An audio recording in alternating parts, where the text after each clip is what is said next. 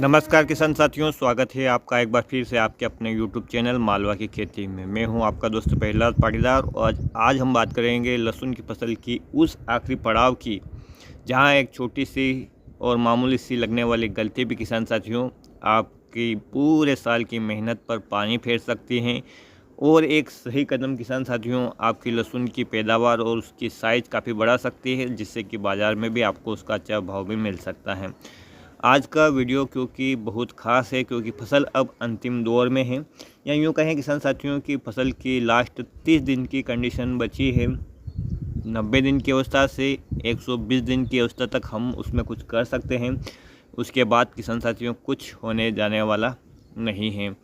तो आज मैं आपको इस वीडियो में वो बताने वाला हूँ जो किसान साथियों अक्सर किसान भाई यूट्यूब पर या अन्य किसी सोशल मीडिया पर या दुकानदार से या किसी उन्नतशील किसान से पूछते रहते हैं कि यार मेरी फसल 90 दिन से ऊपर की हो गई है, गांठ का साइज़ नहीं दिख रहा है, तो मुझे उसमें क्या डालना चाहिए। फसल भी काफ़ी कमज़ोर दिख रही है, उसमें पीलापन की समस्या भी है, तो क्या गांठ का साइज़ बन पाएगा या नहीं, या साल है जो मेरा खाली जाएगा, या इस साल मुझे मुनाफा नहीं मिल पाएगा, या मेरी मेहनत का फल मुझे नहीं मिल पाएगा। तो बहुत सारे यूट्यूबर, बहुत सारे दुकानदार, बहुत सारे किसान मित्र अपने साथियों को जो सुझाते हैं, वही मैं आपको उसमें कुछ ऐसी चीज़ें बताने वाला हूँ किसान साथियों, जो कि आपकी फसल के लिए लाभदायक हो सकती हैं। जैसा किसान साथियों आप जानते हैं कि ऐसी कोई जादुई चीज़ नहीं है जिसे का आप स्प्रे करो और आपकी कमज़ोर और रोगग्रस्त फसल रात दिन में ही जो कंद का साइज फुला दे और उसको बिल्कुल मोटा बना दें। किसान साथियों पूरे वर्ष की मेहनत ही आपको फाइनल में आके रिज़ल्ट देती है, यानी कि आपकी फसल की ग्रोथ शुरुआत से ही अच्छी होती है। उसमें समय पर आप पानी देते हैं, खाद देते हैं, तो ही पौधा मजबूत बन पाता है। और जब पौधा मजबूत बनता है किसान साथियों, तभी फसल है वो अच्छी निकलती हैं। लेकिन कई बार क्या होता है कि पौधे मजबूत होते हैं, हरे भरे भी होते हैं, लेकिन सही समय पर पोषक तत्वों का सही और डाइवर्शन नहीं होना, या कुछ ऐसी गलतियां कर देना जिसकी वजह से पूरे साल की जो मेहनत है वो बेकार ना चली जाए। किसान साथियों जैसा कि आप जानते हैं कि 90 से 100 दिन की जब फसल बन जाती हैं, तब उसमें करने के लिए कुछ ऐसे चुनिंदा प्रोडक्ट ही प्रयोग करने चाहिए जिनका कि रिज़ल्ट आपको फास्ट मिले। क्यों करना चाहिए? क्योंकि फसल की उम्र अब काफ़ी कम है। ज़मीन से यदि हम कोई खाद देते हैं, जो कि हम जनरली देते हैं अन्य फसलों में डीएपी, यूरिया या जो एनपीके वगैरह, तो किसान साथियों इनको फसल में लगने में भी काफ़ी समय लगता है। परिणाम किसान साथियों फसल को उनका पूरा फ़ायदा नहीं मिल पाता है और ये प्रोडक्ट महंगे भी पड़ते हैं, जिसकी वजह से लागत भी और ज़्यादा बढ़ जाती है। कभी कभी अतिरिक्त डोज किसान साथियों इस प्रकार की हमारी फसल के लिए नुकसानदायक साबित भी हो सकते हैं। पिछले कई वीडियो में मैं आपको यही बताते आया हूँ कि किसान साथियों ऐसी किसी जादुई चीज़ के चक्कर में ना पड़े जो रातों रात आपकी लहसुन के कंद का साइज बढ़ा दें। ज़्यादा लंबा वीडियो न बनाते हुए किसान साथियों चलते हैं सीधे मुद्दे की बात पर। जैसा कि आप जानते हैं कि पौधे जो भी अपना भोजन बनाते हैं वो स्टोर करते हैं पत्तियों में, तनों में, और किसान साथियों समय आने पर ये उसे सही और डाइवर्ट करते हैं। ये जैसे कि गांठ वाली फसल है तो उसमें गांठ बनती है, वहीं फूल फल वाली फसल है तो उसमें ब्रांचें निकलती है, फूल आते हैं, फल आते हैं, लेकिन ये एक समय अवधि में होता है। इतने समय तक ये जो ऊर्जा होती है किसान साथियों फसल की पत्तियों में रहती हैं और तनों में रहती हैं। और जैसे ही समय इसका आता है कि हाँ कि अब पौधे की वानस्पतिक वृद्धि रुक चुकी है, तो जो उसकी रिप्रोडक्टिव स्टेज या यूँ कहें कि प्रजनन अवस्था आती है, फिर फूलों का विकास होता है फूल वाली फसलों में। जहाँ पर गांठ वाली फसलें हैं किसान साथियों, वहाँ पर गांठ बनना शुरू हो जाता है, जैसा ऐसा लहसुन की फसल में भी आपने देखा होगा। इस समय किसान साथियों फसल को हरी भरी होना बहुत ज़रूरी है, क्योंकि यदि पत्तियाँ पीली हैं, उसमें क्लोरोफिल की कमी है, तो निश्चित रूप से आपको पता है कि प्रकाश संश्लेषण की क्रिया सही नहीं होगी और उसकी वजह से पौधों का तने में स्टोर हुआ भोजन या पत्तियों में जो स्टोर हुआ भोजन है वो वहीं पे रह जाएगा, सही और डाइवर्ट नहीं होगा। परिणाम स्वरूप आपकी फसल की जो गांठ है वो छोटी रह सकती है।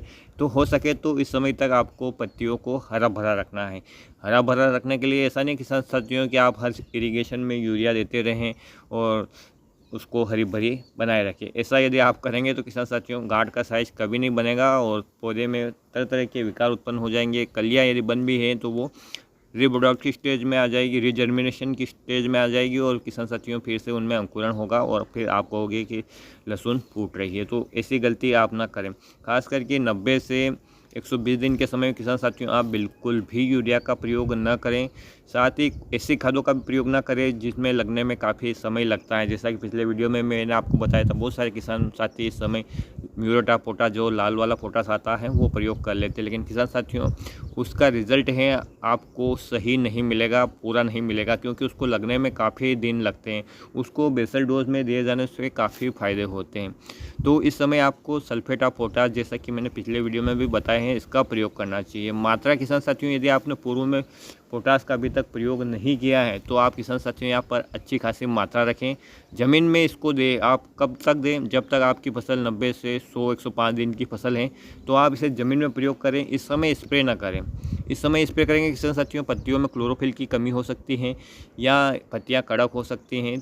आपकी फसल जब 105 दिन के ऊपर चली जाए, 120 दिन की अवधि तक, तो किसान साथियों वहाँ पर आप 0050 जिसे सल्फेट ऑफ पोटाश होता है इसका प्रयोग कर सकते हैं। बहुत सारे किसान भाई कहते हैं कि यार मेरी लहसुन की फसल बहुत कमज़ोर है, तना कमज़ोर है, तो उसकी गांठ बन पाएगी या नहीं बन पाएगी। तो किसान साथियों जैसा कि आप जानते हैं कि बहुत ही ज़्यादा कमज़ोर पौधा है, तो निश्चित रूप से वहाँ गांठ का साइज जो है वो सही तरीके से विकास नहीं हो पाएगा, क्योंकि पौधे में इतना स्टोरेज ही नहीं है।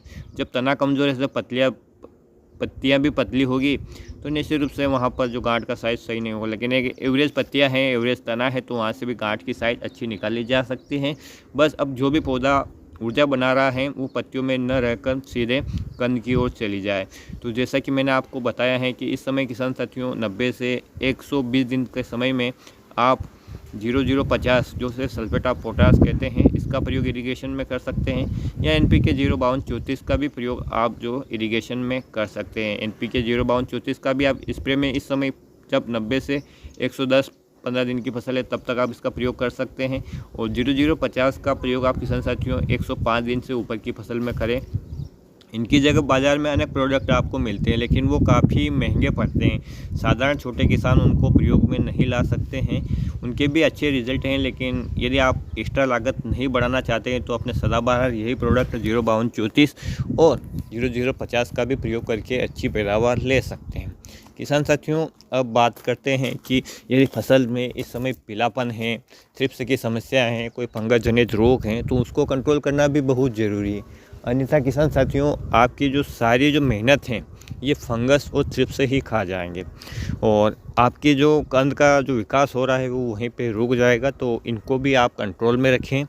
किसान साथियों इस वर्ष हम देख पा रहे हैं कि फसल में काफ़ी ज़्यादा क्षेत्रों में पीलापन है और तरह तरह की दवाइयों का छिड़काव करने के बाद भी जो सही रिज़ल्ट है वो नहीं मिल पा रहे हैं। तो फसल इतना फंगिसाइड झेल चुकी है किसान साथियों की अब उसमें फंगस के प्रति प्रतिरोधक क्षमता आ गई है, जिसकी वजह से किसान साथियों वो जो पीलापन है वो जा ही नहीं रहा है। तो यदि आप कोई फंगिसाइड अब स्प्रे करने वाले हैं और 8 से 10 दिन पहले आपने कोई फंगिसाइड स्प्रे किया है तो मैं आपसे पहले ये कहूँगा कि एक बार आप 19-19-19 और जो ग्लूकोज आता है 50-50 ग्राम की मात्रा लेकर आप अपनी फसल में 15 लीटर में पंप में पानी में मिलाकर स्प्रे कर दें और एक बार उसे न्यूट्रल कर दें बिल्कुल, ताकि पूर्व वाले फंगिसाइड का उसमें जो असर है वो ख़त्म हो जाए। और किसान साथियों 2 दिन के बाद या 1 दिन के बाद आप कोई नया वाला जो टेक्निकल अभी तक आपने फंगिसाइड का नहीं लिया है वो प्रयोग करें और इंसेक्टिसाइड का भी उसी का प्रयोग करें जो आपने नहीं लिया हो। और फसल की कंडीशन के हिसाब से ही किसान साथियों उसमें पानी की मात्रा भी आपको अच्छी खासी रखनी है। बहुत सारे किसान भाई क्या करते हैं कि दवाई की मात्रा बढ़ा देते हैं और पानी की मात्रा कम रखते हैं, जिसकी वजह से फसल में और ज़्यादा स्ट्रेस हो जाता है और क्लोरोफिल गायब हो जाता है। तो किसान साथियों ऐसी गलती आप ना करें। तो ये कुछ बातें हैं जो लास्ट कंडीशन में यानी आपकी फसल की 30 दिन की जो अवस्था है लास्ट, यही डिसाइड करेगी किसान साथियों कि आपके लहसुन का जो कंद का साइज़ है वो कैसे बनने वाला है। यदि शुरुआत से लेकर अभी तक आपने काफ़ी ध्यान अपनी फसल पे दिया है, काफ़ी खर्चा किया है, तो लास्ट में किसान साथियों इन 30 दिनों में कोई ऐसी गलती ना करें कि आगे चलकर आपको नुकसान उठाना पड़े। आपको क्यारियाँ भर भर के भी सिंचाई नहीं करनी है और नमी बिल्कुल बनाए रखनी है। ऐसा नहीं है कि आप फिर खेत को सूखने दें। और यदि भूमि कड़क हो रही है किसान साथियों तो वहाँ पर आप ह्यूमिक एसिड या जो एप्सा 18 के बारे में पिछले एक वीडियो में मैंने आपको बताया था, उसका प्रयोग कर सकते हैं। मिट्टी को भुरभुरी रखें ताकि कंद को फैलने की जगह मिल सके। तो यही सीक्रेट टिप्स हैं और यही जो प्रगतिशील किसान हैं वो अपनाते हैं। कोई ऐसा जादुई फार्मूला नहीं है जिससे कि गांठ का साइज़ बड़ा बन जाए और रात दिन में ही ऐसा देखने को मिले। तो किसान साथियों, उम्मीद करता हूँ कि ये जानकारी आपको पसंद आई होगी, और पसंद आए तो प्लीज़ आप वीडियो को लाइक और चैनल को सब्सक्राइब ज़रूर करें। और क्या आपको वीडियो पसंद आते हैं तो ये आप हमें कमेंट के माध्यम से ज़रूर बताएं। आपकी फसल में इस समय क्या समस्या आ रही है और आपने कभी कोई नई चीज़ प्रयोग की हो तो उसके रिज़ल्ट भी अपने अन्य किसान साथियों को कमेंट के माध्यम से ज़रूर बताएं ताकि वो भी लाभ उठा सके। फिर मिलेंगे एक नए वीडियो में नई जानकारी के साथ। तब तक के लिए जय हिंद, जय जवान, जय किसान।